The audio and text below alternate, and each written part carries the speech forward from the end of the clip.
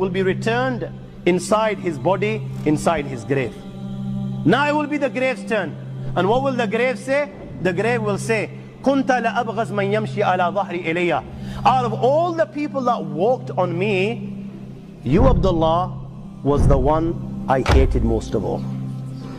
You, O Abdullah, was the one I hated most of all. O Abdullah, I've been waiting for you all this time.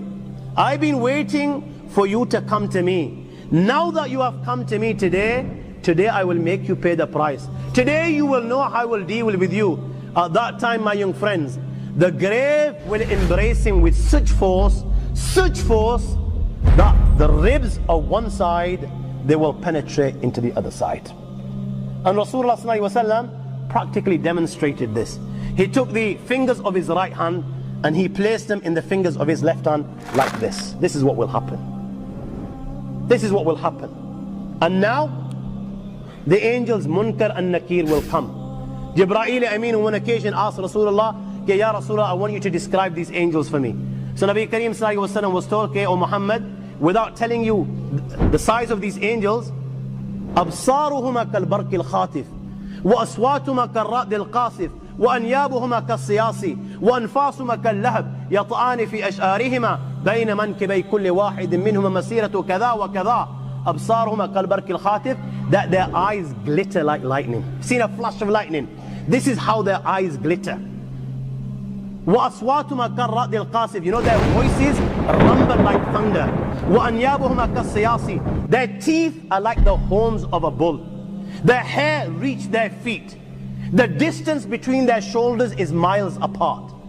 You know, if you wanted to cover the distance from one shoulder to other shoulders, it would take you days and days. كَنُّزِيَتْ مِنْهُمُ الرَّحْفَ وَالرَّحْمَ إِلَّا بِالْمُؤْمِنِينَ. Rasulullah ﷺ was told that in these people, there is not even an ounce of mercy inside their hearts. Their mercy is only for the true believers. They will come to everyone. مَا كُلِّ وَاحِدٍ مِّنْهُمَا عَمُودٌ مِّنْ حَدِيدٍ لَوْ اجْتَمَعَ عَلَيْهِمْ مَنْ فِي الْأَرْضِ مَا حَرَّكُوهُ. Each one of them will carry a hammer of steel. My young friends, all those within the dunya, from the humankind and jinn kind, if they were to get together just to pick up one of these hammers, never mind moving it an inch, they will not be able to move it a millimeter. Not even a millimeter. They will come to him in his grave. They will reproach him. فينطحران انتحارا يتقعقع منه عظامه وتظول أعظام من مفاصله فيخر مخشين عليه. They will reproach him in such a manner, Allah protect, that every bone in his body will begin to crack. Every bone, they will reproach him. He will faint. When he comes round, they will ask the three questions. من ربك؟ ما دينك؟ من هذا الرجل؟ يا هذا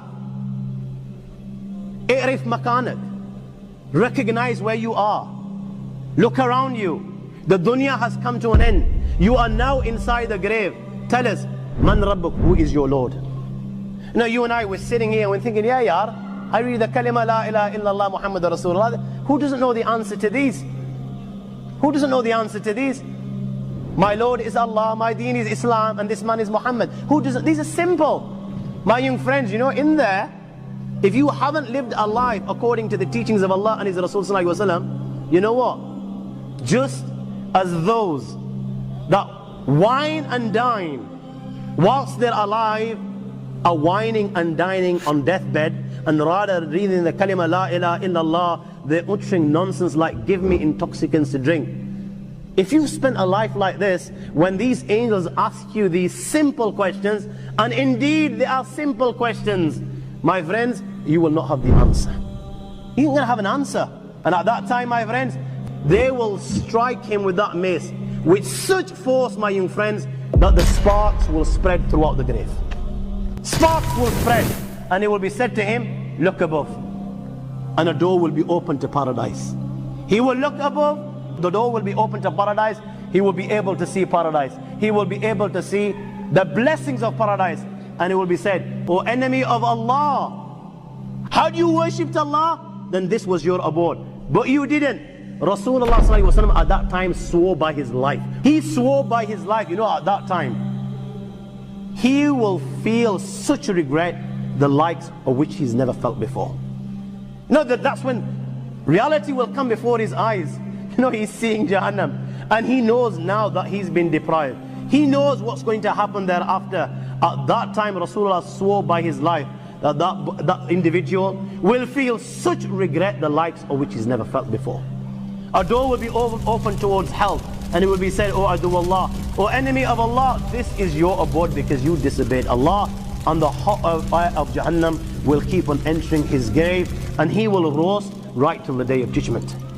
Hadith of Bara ibn Azib, after the questions, a caller will call out, "Give him the clothes of Jahannam, give him the bedding of Jahannam, and open a door towards Jahannam for him." Thereafter, a man will come inside his grave. This man is ugly of face, his clothes are ugly, he stinks. He will come in his grave, and this man will begin to mock. He'll begin to take the mick, and he will say to him, "You know what? Good news, glad tidings of what? Of that which troubles you, of that which gives you taklif, of that which brings you pain. You didn't believe. You were just too big to believe. My young friend, this is the day that you were promised. Allah mentioned it in the Quran, what your outcome will be if you reject. Rasulullah mentioned it in hundreds of hadiths, what your outcome will be if you reject. The A'imma on every Jummah would remind you of the consequences. In gatherings like this, you were reminded of these consequences, but you refused to believe. You didn't believe that you were going to die. You didn't believe there will be accountability. You didn't believe that the angel will come. Today, you will pay the price. And he will ask, "And who are you? Your face brings bad news. Who are you?" He will turn and say to him, "You know the bad deeds that you performed in the dunya? I am those deeds. Allah has given me a body so that you can see what you did in the dunya." And my friends, when he can see his deeds before him in the form of a body, black body which literally stinks, which black clothing, my friends, he will begin to beg the Almighty Allah. He will now know what's going to happen, my friends, and he will begin to beg the Almighty Allah, "Wallah, I beg you, do not bring the final hour. Do not bring the final hour," because he knows that whatever happens thereafter will be a million